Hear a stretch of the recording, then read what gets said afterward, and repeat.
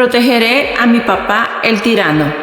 Hola bombones, ¿cómo están? Espero de corazón que ustedes y sus familias estén sanitos, prosperando en la vida y con buenos ánimos. Les tengo un aviso importante. Antes de que nos sumerjamos en esta historia, este manhwa ya está licenciado en Webtoon, en su versión en inglés. Así que si quieren apoyar oficialmente a los creadores, les dejaré la dirección web en la cajita de descripción para que lo lean directo desde allá. Y ahora sí, respiren hondo, acomódense con su snack favorito, que arrancamos con el quinto resumen de esta historia traviesa, divertida y más enredada que bufanda tejida por tu abuelita. Comenzamos.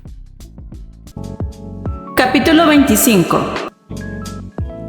El papá tirano Matías se encontraba con una expresión más oscura que una tormenta sin paraguas. Se preguntó de dónde había salido aquel niño rubiecito, que se aferraba a su hija como si fuera uña y mugre. Frente a él, Siena lucía una sonrisa tan brillante que casi necesitaba lentes oscuros. Por esa carita tan encantadora, el temido duque decidió dejar pasar la situación y le aseguró, como quien no quiere la cosa, que no había ningún problema. Incluso declaró a la fuerza que el pequeño le parecía muy bonito. Al salirse con la suya, la pelirrosado celebró aquel pequeño triunfo con alegría. Matías, mientras tanto, analizaba la situación con más cuidado que un espía en misión secreta. El niño parecía tener un apego fuerte con su hija, aunque para él ya era suficiente con el chico de la máscara. Archer, por su parte, declaró que sería una persona útil para la señorita Siena, pero la protagonista creyó que decía eso solo por temor a ser abandonado. Sin embargo, el rostro solitario de Matías dejaba ver otras emociones más profundas. El papá alzó la mano y le informó a su hija que ya era hora de ir a comer. La protagonista respondió que iría con su caballero, lo que dejó al tirano un pequeño cortocircuito emocional, ya que él también se consideraba un caballero y de los más fuertes. Su hija, sin embargo, le respondió con total sinceridad que él no lo era. El pobre Matías, hecho un mar de emociones, comenzó a llorar por dentro, esperando que aquella respuesta fuera solo una broma. Pero Siena reafirmó su comentario, con una sonrisa sincera que no dejaba lugar a dudas. Como si fuera poco, le propuso a Archer ir a cazar duendes. El tirano sentía que se le rompía el corazón a pedacitos. El rubiecito, con sabiduría, le indicó que primero fueran a comer y luego podrían lanzarse a la aventura. Siena estuvo de acuerdo, ignorando por completo a su atribulado padre. Matías meditó que su hija había cambiado mucho, pero reflexionó que la culpa no era de ella, sino de la influencia oscura de la familia Mirmore. Después de comer, los chicos fueron al jardín. Con la energía renovada, Siena declaró que era momento de ir a cazar duendes. Archer, fiel compañero, estuvo completamente de acuerdo. Sin embargo, la niña no tenía idea de dónde encontrar uno. Las sirvientas musculosas le llamaron la atención, no como regaño, sino para notificarle algo no tan alegre. Matías había ordenado el exterminio total de los duendes en la mansión. Siena, inocente como una recién nacida, no entendió que los habían mandado al más allá, sino que creyó que los habían liberado como pajaritos en primavera. Por eso pensó que su padre era como un angelito, que no podría sobrevivir en una familia tan sombría.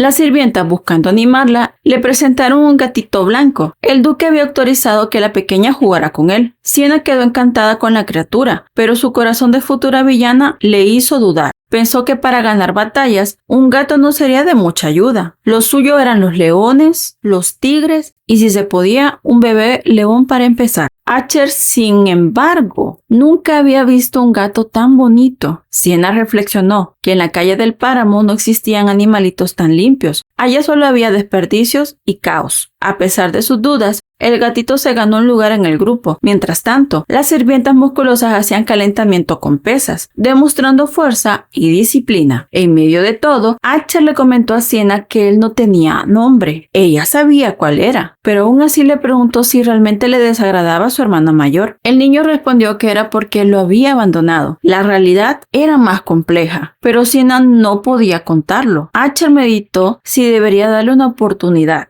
a su hermano para que le explique su posición, pero Siena le respondió que los niños deben hacer lo que quisieran. Aquí entre nos, ese consejo venía con doble filo, porque el pequeño necesita guía adulta y no de una niña en entrenamiento para villana. El rubiecito creyó que lo había llevado a la mansión para hablar con Ted, pero Siena le aseguró que no era así. La verdad era que Sienna se veía reflejada en él por el abandono que ella misma había vivido en su vida pasada. Por eso le resultaba imposible no ayudarle. Al contrario, deseaba con todo su corazón que él fuera feliz, como ella lo fue cuando conoció a Matías. Así que le expresó que lo único que deseaba era su felicidad. Esas palabras llegaron directo al corazoncito del niño, al punto de provocarle lágrimas. Sienna, preocupada, le pidió que no llorara. Para cambiar el ambiente, le propuso jugar. Extendió su mano y le recomendó que eligiera algo que requiriera fuerza. Asher aceptó, dispuesto a seguir su ritmo. Y así, bombones, quedó más que claro que esta protagonista reencarnó de su vida pasada siendo aún una niña, con todo lo bueno, lo travieso y lo imperfecto que eso implica. Su mentalidad todavía es infantil y eso la hace más real, más divertida y definitivamente más humana. Pero no se me distraigan, que lo mejor está por venir. Nos vamos al próximo capítulo. Capítulo 26. El juego con Asher ya había iniciado. Sienna y él se lanzaban globos de agua entre risas y chapoteos, mientras Matías los observaba desde la ventana. En lo más profundo de su ser, el duque pensó que aquel niño jamás lograría conquistar el corazón de su hija. Para él, no era más que un juguete nuevo, que pronto perdería su brillo. Dentro de la habitación, un subordinado se encontraba arrodillado ante su señor. Matías le habló con tono firme, exigiéndole el reporte de su misión. El caballero respondió que había eliminado de un solo golpe a cada uno de ellos, lo que llevó al duque a comentar que se notaba su habilidad como caballero experimentado. Reflexionó sobre cómo en el pasado había enviado mercenarios para comprobar la fuerza de Ted, aunque en el fondo, más que una evaluación, fue un intento de eliminación. Sin embargo, terminó sorprendido por el buen ojo de su hija al elegir los subordinados, ya que aquel tal Ted no solo había resistido, sino que lo hizo muy fácil. El subordinado le entregó una carta proveniente del propio caballero sagrado. El contenido no dejó lugar a dudas. Ted pedía disculpas por haber enviado al más allá a sus hombres, pero aseguraba que no deseaba hacerle daño a la señorita Sienna. Afirmaba ser un simple caballero devoto y juraba ante su Dios que sería útil para la joven duquesa. Por eso, comunicaba su intención de prestar pronto un juramento formal de caballero. Matías meditó sobre lo extraño que era aquello. Un caballero sagrado dispuesto a jurar lealtad a Mir Mord, la familia marcada por la oscuridad. Y aún así, él lo hacía sin dudar. Intrigado, el duque preguntó cómo fue que Ted detectó a los mercenarios. Su empleado le explicó que había estado vigilando en secreto al caballero y se percató que poseía un poder sagrado abrumador. Matías reflexionó con más calma. Si bien la fuerza de su familia proviene de las sombras, para enfrentar a Axel se requiere la luz. Y justo ahora, su hija había capturado la lealtad de un caballero bañado en poder sagrado. ¿Coincidencia? Dudaba, pero también pensó que tal vez Sienna, como flor entre espinas, debía seguir creciendo pura y hermosa. Le contó a su subordinado sobre la inminente llegada de Delphia a la mansión. Quería eliminarla del juego de poder, aunque primero debía proteger a su hija. Sin embargo, justo cuando iba a dar la orden, Sienna apareció en la escena y se quedó congelada al ver al hombre arrodillado. Cualquiera habría creído que la pequeña había descubierto la verdad, pero Matías, con cara de yo no fui, se preparó para improvisar. Con sus piernitas cortas, la rosadita caminó apresurada y se acercó a donde estaban ellos. Preguntó por qué el señor estaba arrodillado. Matías se tensó, pensando que la niña descubriría su lado tiránico. Sin embargo, para su sorpresa, Sienna le preguntó al hombre si acaso intentaba venderle patatas y le rogaba al duque que se las comprara. El duque, siguiendo el juego, respondió que no eran papas esta vez, sino batatas. Sienna hizo un puchero y puso cara sombría.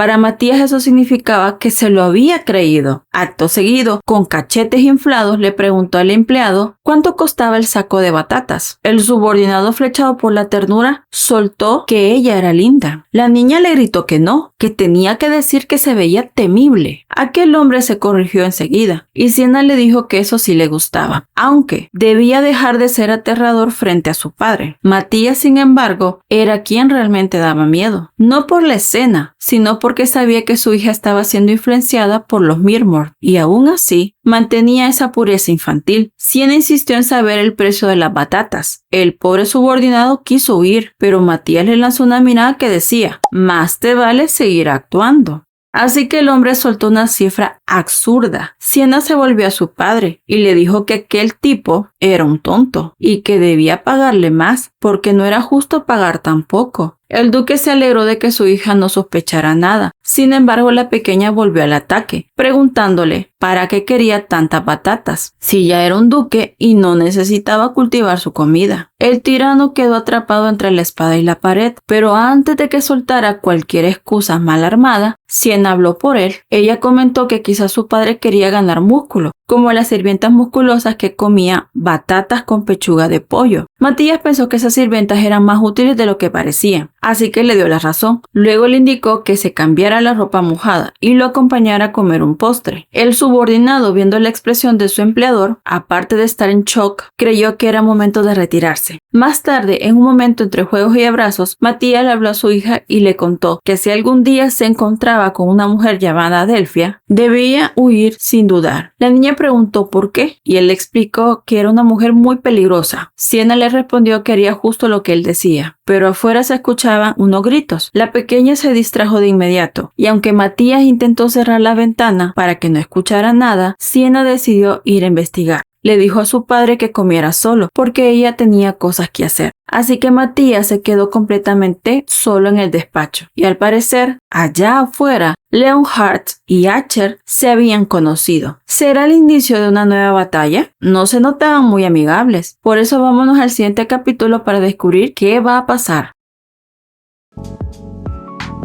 Capítulo 27. Las sirvientas no podían creer lo que veían. ¿Cuál novela dramática? Siena pasaba corriendo frente a ellas, dejando un rastro de inquietud en cada paso. Sin embargo, la pelirrosada no tenía tiempo para atender sus comentarios curiosos, pues en su mente solo había espacio para una preocupación mayor. Leonhardt y Asher se encontraban en plena confrontación. Allá afuera, bajo el cielo del ducado, un destello repentino cruzó su mente. Su padre, con una expresión triste, rogándole atención. Pensó en detenerse, pero no lo hizo. Reflexionó que por más que quisiera consolar a Matías, esa pelea debía ser detenida. Sus pies la llevaron rápido al lugar del conflicto. Allí estaban, un rubiecito y el otro enmascarado. Ella gritó con firmeza, aunque algo agitada, preguntando qué rayos estaba pasando. Quería saber si acaso se estaban peleando. Archer, al verla así, se acercó y tomó su mano con suavidad. Un gesto inocente pero cargado de tensión, pues Leonhardt los observó como si fuera una escena salida de una tragedia familiar. Con una voz cargada de incomodidad,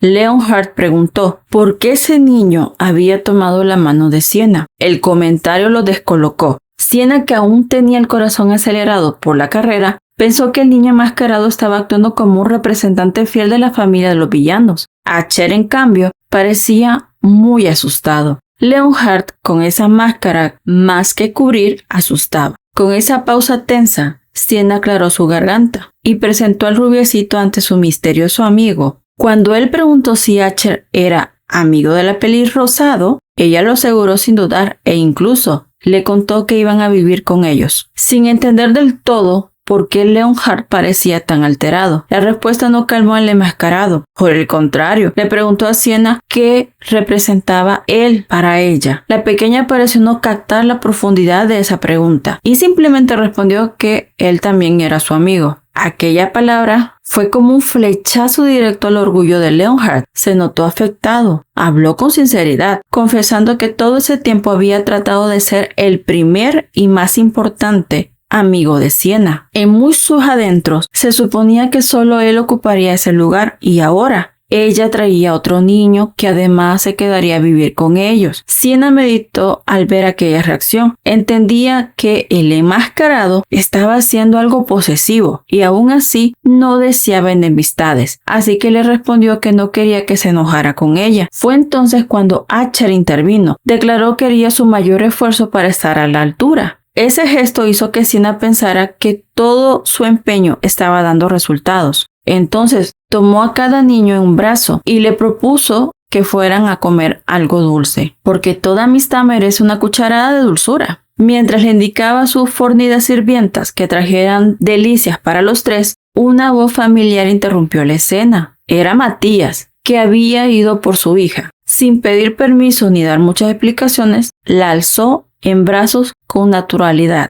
y le recordó que tenía pendiente una salida para disfrutar un helado juntos. Siena, sorprendida, le respondió que justo iba a ir a comer un postre con sus amigos, pero Matías, como un buen experto en estrategias emocionales, fingió que estaba a punto de llorar. El corazón de la pelirrosado se dobló como una servilleta de terciopelo. Reflexionó que había estado ignorando a su padre y cambió de planes. Les dijo a los niños que era hora de pasar tiempo de calidad con su papá, pero que ellos podían comer por su cuenta. De paso, creyó que ya se habían reconciliado. Así que desde los brazos de Matías les lanzó una advertencia con cariño, que no se fueran a pelear. Ambos chicos quedaron pasmados. Leonhard fue el primero en reaccionar. Meditó sobre su comportamiento y reconoció que los celos lo habían dominado. Durante un buen tiempo había creído que sería la única persona importante en la vida de Siena, pero ahora, con Archer en escena, ese terreno parecía tambalearse. Sin embargo, sabía que el enemigo real no era ese rubiecito, sino alguien mucho más grande. Por eso le comentó al recién llegado que quien acaba de ver era Matías Mirmor, el noble más poderoso del ducado, una figura que según él no tenía interés alguno en los niños. Archer no daba crédito a eso. La mirada que acababa de ver en Matías era puro amor paternal, pero Leonhard, firme en su versión, aseguró que Siena le había dicho